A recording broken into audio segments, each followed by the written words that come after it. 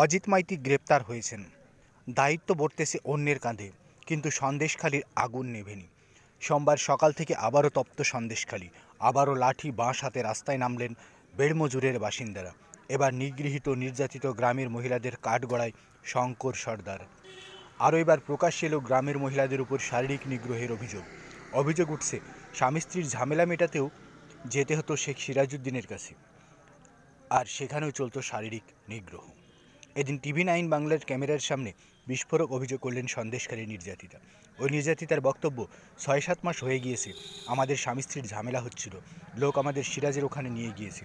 অজিত মাইতি ছিল ওখানে, কোষাধ্যক্ষ ছিল অজিত মাইতি, আরও অনেক মহিলাও ছিল। অত লোকের সামনে প্রথম আমাকে উল্লঙ্ঘ করে ছেড়ে দিল। ওই সময়ে আমি একলা হয়ে গিয়েছিলাম, আমি ভয়ে তখন কিছুই জানাতে পারিনি। তখন আমার পাশে দাঁড়ানোর মতো কোনো মা বোন ছিল না। এখন সাহস পাচ্ছি, শক্তি পাচ্ছি। ওই মহিলা আরও বলেন, সেদিন আমার পাশে শুধু এক দিদি ছিল, আর তার কোলে বাচ্চা ছিল। সেই বাচ্চাকেও মেরেছিল সে সময়ে আমার খুড়তুতো কাকা কাকিমাও আমার চুলের মুঠি ধরে মেরেছিল। আমি সিরাজকে জানাতে গিয়েছিলাম, তারপরে ওরা আমার কাপড় প্রথমে খোলে। আমার মুখ দেখানোর মতো অবস্থা ছিল না।